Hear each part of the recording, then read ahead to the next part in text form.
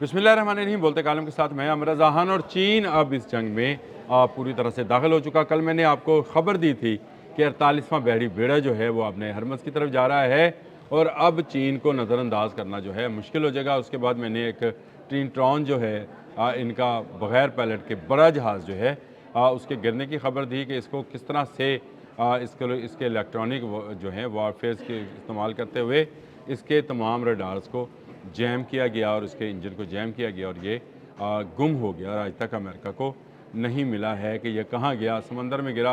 हाँ, 10,000 फुट की बुलंदी तक ये मौजूद रहा था। इसमें भी चाइनीज़ का हाथ हो सकता है। फिर मैंने आपको खबर दी थी कि 2 बहरी जहाज़ चीन के बंदरगाहों की तरफ जा रहे हैं और ख़बर ये है कि वहाँ से एयर डिफेंस सिस्टम लेकर आ रहे हैं। लेकिन इससे हटकर आज एक बड़ी खबर जो आई है वो अब्बास अरागची का अपने हममनसब चीनी वज़ीर जो ख़ारजा हैं वांग यी उनके साथ टेलीफोनिक गुफ्तगू है। ये गो के क्लासिफाइड चीज़ें होती हैं, इनको बाहर नहीं लाया जाता, इनके लिए बहुत ज़्यादा जो है तफसीलात जो हैं उनको ज़ाहिर नहीं किया जाता है।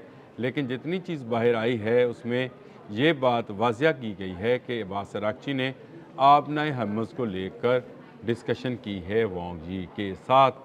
ये एक बड़ी डेवलपमेंट है क्योंकि अब बराह रास्त ईरान ने चीन को पुकारा है कि आजा तेरे लिए मैदान तैयार है। एक तरफ ईरान जो है वो मोहसिन रज़ाई की जानिब से बयान देकर ये कह रहा है कि हम जंग लड़ने के लिए तैयार हैं और दूसरी तरफ चीन को पुकार रहा है और चीन ने अपने हरमज़ में अपनी एंट्री करा दी है।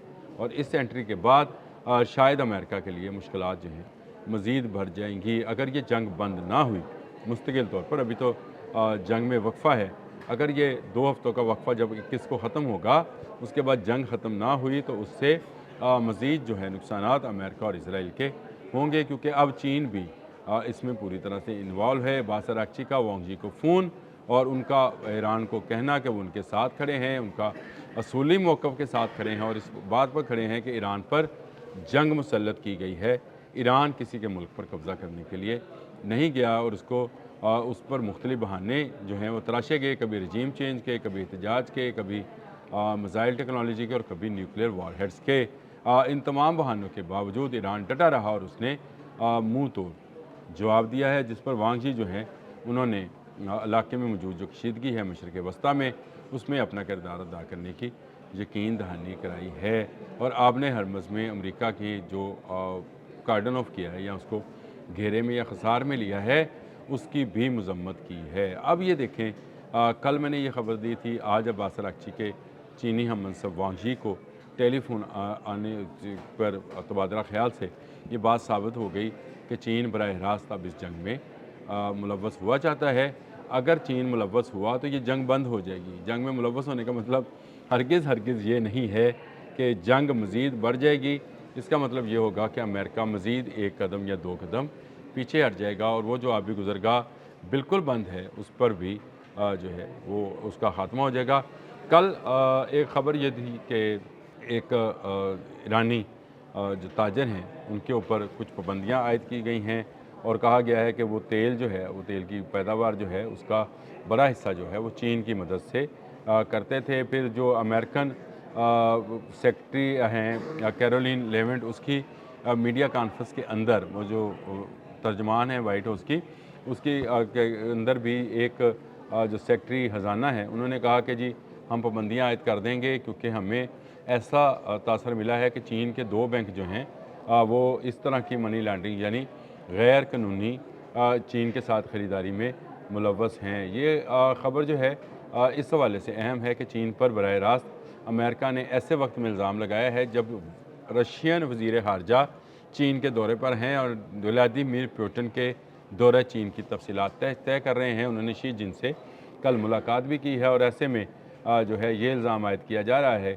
कि हमने उनके जो है मुख्तलिफ़ असासे जो हैं वो मज़ीद सील कर दिए हैं, मज़ीद कंपनीज़ पर पाबंदियाँ आयद कर दी हैं और इसका इल्ज़ाम भी जो है वो लगाया जा रहा है चीन पर कि चीन के 2 बैंक जो हैं वो इस मनी लॉन्ड्रिंग में मुलव्वस हो सकते हैं। ये अब मैं आपको ज़रा पूरी ख़बर भी बता दूँ। मैं वही अपनी चीज़ें तलाश कर रहा था। उन्होंने कहा कि ऑपरेशन एपिक फ्यूरी के बाद इकनॉमिक फ्यूरी जो है ऑपरेशन शुरू किया गया है और तेल के स्मगलिंग के बड़े जो है नेटवर्क पर पाबंदियाँ आयद की गई हैं। ये साबिक सिक्योरिटी एहलकार हैं अली शमखानी, उनके बेटे मोहम्मद हुसैन शमखानी की कंपनीज़ हैं जो चीन के 90% तेल पर जो है जो उसको फ़रोख्त करना है उसके नेटवर्क का हिस्सा है, इसलिए इन पर पाबंदियाँ लगाई जा रही हैं। और यहाँ से अरबों डॉलर की ट्रांजैक्शन जो है 2 चीनी बैंकों से, बैंकों के नाम अभी सामने नहीं आए हैं, लेकिन उनके ज़रिए जो है रकम मुंतकिल की जा रही है। इस पर मज़ीद जो है पाबंदियाँ आयद की जा सकती हैं और टैरिफ आयद किया जा सकता है चीन पर, और पाबंदियाँ आयद की जा सकती हैं ईरान पर। फिलहाल ये जो नेटवर्क था मोहम्मद हुसैन शमखानी का, इसको जो है उन्होंने कहा कि इन पर पाबंदियाँ आयद की जा रही हैं। ये सेक्रेटरी ख़जाना USA का बयान था कल कैरोलिन के मीडिया कॉन्फ्रेंस के दौरान उन्होंने ये बात कही। इससे ज़ाहिर होता है कि अमेरिका जो है वो घबरा गया है चीन के मुसलसल जो है रवैये से।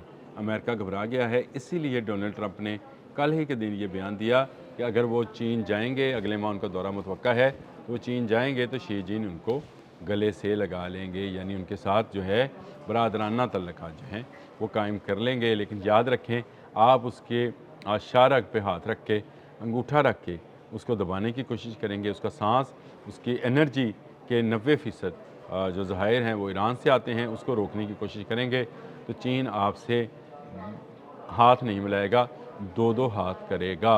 ये चीन है, ये कोई और मुल्क नहीं है।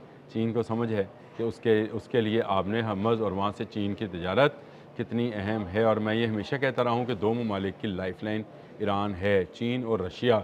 रशिया अपना वेपन्स बेचता है और चीन जो है वो अपना तेल यहाँ से हासिल करता है। एक तरफ से ईरान पैसे लेता है और दूसरी तरफ पैसे दे रहा है। तो ये लाइफलाइंस जो हैं ये ना सिर्फ ईरान के लिए हैं बल्कि इन दोनों मुल्कों के लिए भी हैं, जिन पर बेशुमार पाबंदियाँ हैं और बेशुमार टेक्नोलॉजीज़ जो हैं वो दी जा रही हैं।